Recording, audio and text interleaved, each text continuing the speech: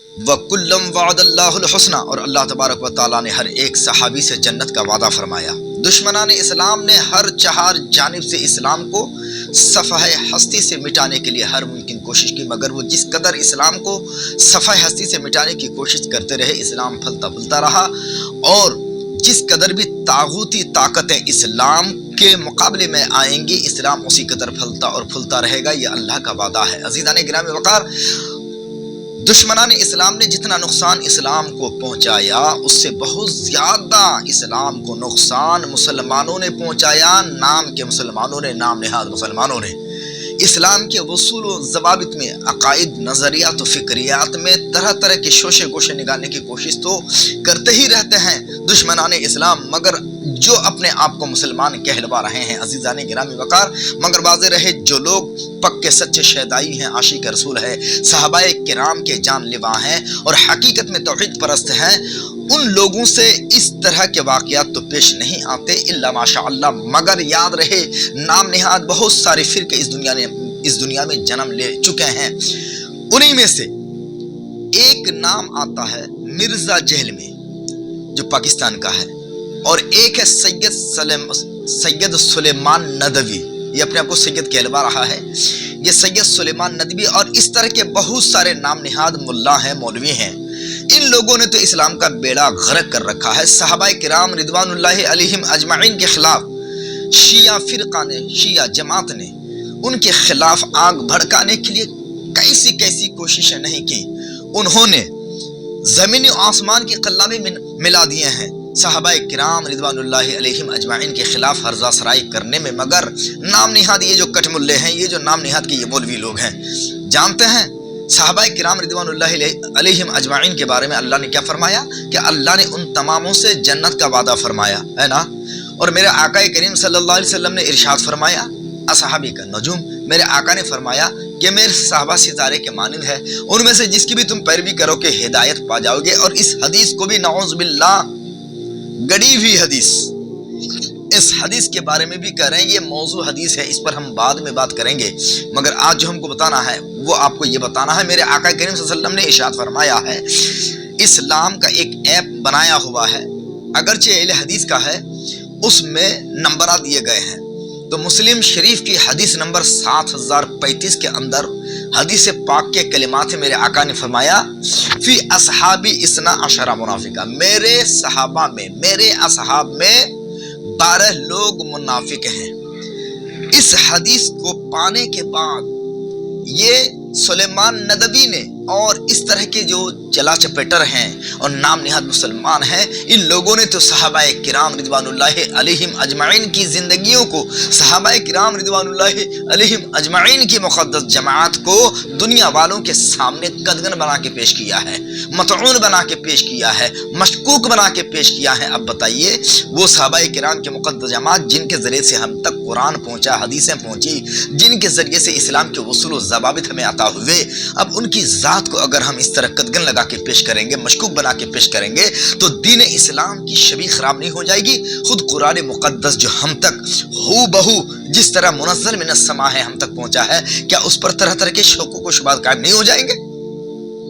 تو یہ حدیث نمبر 7035 کے اندر جو میرے آقا نے فرمایا کہ میرے اصحاب میں سے 12 لوگ منافق ہیں، تو اب اس پر یہ سلیمان ندوی اور یہ مرزا جاہل مرزا پاکستانی اور اس طرح کے جو جوہلا قسم کے نام نہاد مسلمان ہیں، ان لوگوں نے صحابہ کرام کو برا بلا کہنا شروع کر دیا، اور یہ سلیمان ندوی، ذرا آپ ان کا ویڈیو کلپ ملاحظہ کر لیں۔ کہ رسول اکرم صلی اللہ علیہ وسلم نے سفر تبوک کے موقع پر فرمایا تھا کہ میرے صحابہ میں جو سفر میں ساتھ ہوئے تھے 12 منافق ہیں میرے صحابہ میں، یہی الفاظ ہیں، اور یہ الفاظ ہیں صحیح مسلم میں، امام مسلم رحمۃ اللہ علیہ نے اسی طرح ان فی اصحابی، میرے ان صحابہ میں، ایک تو بہت سے وہ منافق تھے جن کا قرآن میں تذکرہ کیا گیا، جو یہ حدیث چھپائی گئی، 12 صحابی منافق ہیں اور نہ جانے کتنے ہیں، استغفر اللہ لا حول ولا قوت جل کا وعدہ ہے، ہر ایک صحابی اور صحابیہ سے جنت کا وعدہ ہے، اور کوئی بھی جنتی صحابی، ہر ایک صحابی جنتی، اور کوئی بھی جنتی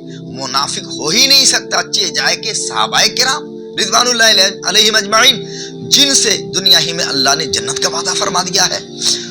تو اب اس میں چونکہ फी असहाबी इस्ना आशरा मुनाफिका का लफ्ज है कि मेरे असहाब में 12 लोग मुनाफिक है, इसलिए उन्होंने मुस्लिम शरीफ की ये हदीस नंबर 7035 को सामने रखा और दुनिया वालों के सामने सहाबाए किराम की जिंदगी को, सहाबाए किराम की मुकद्दस जमात को मशकूक बना करके पेश कर दिया है। तो जब मुसलमान ही सुन करके मशकूक हो जाएंगे तो फिर जो दुश्मनान इस्लाम है, यहूद व नसरा, जो आए दिन इस्लाम के खिलाफ हर्ज़सराई करते हैं और नुक्ताचीनी की वो हर मुमकिन कोशिशें करते हैं, क्या उनके लिए हम खुराक फराहम नहीं कर रहे हैं इस्लाम के खिलाफ चेमी गोइयां करने के लिए? हैरत है। असबद बिन आमिर इसका रावी है, जिन्होंने जनाबे शोबा से रिवायत की। अच्छा, यही हदीस नंबर 7035 में असबद बिन आमिर ने जनाबे शोबा से रिवायत की और फिर उसी हदीस नंबर 7035 के फौरन बाद उसी मुस्लिम शरीफ के अंदर 7036 की ये हदीस पाक है, जिसमें मेरे आका ने फरमाया फी उम्मती इसना अशरा मुनाफिका, मेरी उम्मत में 12 लोग मुनाफिक हैं। तो 7035 में क्या हुआ कि मेरे असहाब में 12 लोग मुनाफिक हैं, और हदीस नंबर 7036 में क्या फरमाया गया कि मेरी उम्मत में 12 लोग मुनाफिक हैं। वाज़ेह रहे। हदीस नंबर 7035 के रावी कौन है? जनाब असबद बिन आमिर, उन्होंने भी शोबा से रिवायत थी। गुंदुर मोहम्मद बिन जाफर, इन्होंने रिवायत की ये दूसरी वाली हदीस। पहली वाली हदीस के रावी कौन है? हजरत शुबाही से असबद बिन आमिर। और 7036 वाली हदीस के रावी कौन है? तो गुंदुर मोहम्मद बिन जाफर, ये भी है ना हजरत शुबा से इन्होंने रिवायत की। दोनों ही शुबा से रिवायत किए और ये दोनों ही उनके शागिर्द है। किनके? हजरत शुबा के रदियल्लाहु ताला अन्हु। मगर वाज़ेह रहे, हजरत इमाम अहमद इब्न हम्बल गुंदुर मोहम्मद बिन जाफर के बारे में फरमाते हैं कि कंटिन्यू 20 साल तक हजरत शोबा से गुंदुर मोहम्मद बिन जाफर ने तालीम हासिल की। और अब्दुल्ला इब्न मुबारक फरमाते हैं कि अगर जनाब शोबा रदियल्लाहु ताला अन्हु के ये दोनों शागिर्द, वाज़ेह रहे कि असवद बिन आमिर ये आम शागिर्द हैं और गुंदर मोहम्मद बिन जाफर ये खास शागिर्दों में से है, इनके बारे में अब्दुल्ला इब्न मुबारक रदियल्लाहु ताला अन्हु फरमाते हैं कि ये लोगों में बेहतरीन लिखने वाले थे। अहसनुन्नास किताबा, लोगों में सबसे अच्छे लिखने वाले थे, हदीसों को नोट करने वाले थे। और वही अब्दुल्ला इब्न मुबारक फरमाते हैं कि इनके बारे में, गुंदुर मोहम्मद बिन जाफर के बारे में फरमाते हैं कि अगर असबद बिन आमिर और गुंदुर मोहम्मद बिन जाफर की रिवायत में अगर टकराव हो जाए तो आप लोग फैसला कुन रिवायत गुंदुर मोहम्मद बिन जाफर की रिवायत को मान लेना। तो इससे वाज़ेह ये हो गया क्या कि हदीस नंबर 7035 के मुकाबले में चूंकि जो असवद से रावी है रिवायत है, गुंदुर मोहम्मद बिन जाफर की रिवायत जो हदीस नंबर 7036 की रिवायत है, ये गुंदुर की रिवायत है और ये 20 साल तक हजरत शुबा से इल्म हासिल करते रहे और इल्म हदीस लेते रहे। और अब्दुल्ला इब्न मुबारक बहुत बड़े मुहद्दिस, पाए के मुहद्दिस फरमाते हैं कि अगर दोनों की रिवायत में टकराव हो जाए तो आप गुंदुर मोहम्मद बिन जाफर की रिवायत को तरजीह दे देना और ये फैसला कौन है इसको मान लेना। तो फिर 7035 के फौरन बाद 7036 वाली हदीस सुझाई नहीं दी। पेट में दर्द क्यों हो गया ये दूसरी वाली रिवायत को बयान करते हुए अजीजाने गिरामी वकार। और वाज़ेह रहे उसके बाद ही 7037 नंबर की हदीस में वो जो 12 लोग मुनाफिक थे उनमें से कोई भी रसूल पाक अलैहिस्सलाम के सहाबी नहीं। देखिए, सहाबी उस मुकद्दस हस्ती को कहते हैं जिन्होंने ईमान की हालत में रसूलुल्लाह से मुलाकात की, सोहबत पाई और उसी ईमान पर उनका इंतकाल हुआ। वो इंसान मुकद्दस ज़ात सहाबी कहलाता है और ये अल्लाह अज़्ज़ा व जल के वादे के मुताबिक कतई जन्नती है, कुरान के वादे के मुताबिक। अब बताएं, अल्लाह जिसको कतई जन्नती करार दे, रसूलुल्लाह सल्लल्लाहु अलैहि वसल्लम जिनके जन्नत की जमानत अता फरमा दे उनको मुनाफिक कहा जाएगा। मुनाफिक का ठिकाना क्या है? इन्नल मुनाफिकीना फी दरकिल अस्फल मिनन नार। मुनाफिक का जो तबका है ये जहन्नम के सबसे निचले खाने, निचले तबके में मुनाफिकीन रहेंगे। तो आप क्या कहना चाहते हैं कि कुछ सहाबाए किराम रसूलुल्लाह के ये मुनाफिक थे, यानी ये वो साहबी रसूल हैं, ये 12 लोग वो साहबी रसूल हैं जो मुनाफिक हैं और जहन्नम के सबसे निचले खाने में रहेंगे, यही आप मैसेज देना चाहते हैं ना? अस्तगफिरुल्लाह, ला हौला वला कुव्वता इल्ला बिल्लाह। मैंने सुना था कि ये सैयद सुलेमान नदवी बहुत बड़े आलिम हैं, बहुत बड़े जानकार हैं, बहुत बड़े आलिम कुरान हैं, आलिम अहादीस है। अस्तगफिरुल्लाह, सौफीद अस्तगफिरुल्लाह। ये मिर्जा जहलमी के बारे में तो ये आम फाम बात है, ये बहुत बड़ा जाहिल है, ना इनको नौ से शगफ है, ना सरफ से कोई ताल्लुक, ना मंतिक से कोई दिलचस्पी, और ना ही कुरान फहमी के लिए, हदीस दानी के लिए, शरीयत समझने के लिए जिन फनून की जरूरत वाजिब की हद तक है उन फनून में से किसी फन को ये जानता ही नहीं, ये जाहिल है, इसकी बात को जाने दीजिए। मगर सैयद सुलेमान नदवी ये तो बहुत बड़े काबिल कहलाते हैं, मगर इन्होंने डंडे की चोट पे और सीना तान के भाषण देने लगे, लेक्चर देने लगे कि मैं कहता हूं ये हदीस छुपाई गई मुस्लिम के अंदर है, फलानी हदीस के अंदर है। यार कुछ पढ़ लिख करके मुल्ला बनो यार, कुछ पढ़ लिख करके अपने आप को मौलाना कहो ना। अस्तगफिरुल्लाह, ला हौला वला कुव्वता इल्ला बिल्लाह। और वाज़ेह रहे, और अगर बिल फर्ज मान भी लिया जाए कि वहां पे पहली रिवायत पर अगर गुफ्तगू कर ली जाए जिसमें हुजूर ने फरमाया फी असहाबी इस्ना अशरा मुनाफिक, पहली हदीस पर ही अगर कलाम कर लिया जाए तो देखें सहाबी दो तरह का माने रखता है, एक लुग़वी और एक इस्तिलाही। इस्तिलाह बाद में बनी और लुग़वी माना पहले होता है। लुग़तन सहाबी का माना वो जात सिर्फ नहीं है ईमान की हालत में या हुजूर को जिसने देखा, मुलाकात की, सोबत पाई और उसे ईमान पर इंतकाल हुआ, सिर्फ उसी को सहाबी नहीं कहेंगे, बल्कि सहाबी का लुग़वी माना साथी भी होता है, रफीक भी होता है, हमसफर भी होता है। अगर ये माना लिया जाए, और यकीनन यही माना होगा ना, क्योंकि सहाबी की इस्तिलाह बाद में मुंतखब हुई, जिसको मुहद्दिसीन ने इस इस्तिलाह का इंतखाब फरमाया, ये तो बाद में हुई। तो चलो, अगर तुम्हारे कौल के मुताबिक, तुम्हारे बकवास के मुताबिक, अगर पहली वाली हदीस के मुताबिक अगर बात कर ली जाए तो लुग़त के एतबार से असहाब का माना साथी है, हम सफर है, रफीक है, अहबाब है, जो अपने साथ रहते हैं, उड़ते बैठते हैं, चलते फिरते हैं। तो इस तरह तो रसूल पाक सल्लल्लाहु अलैहि वसल्लम के बहुत सारे लोग सहाबी थे।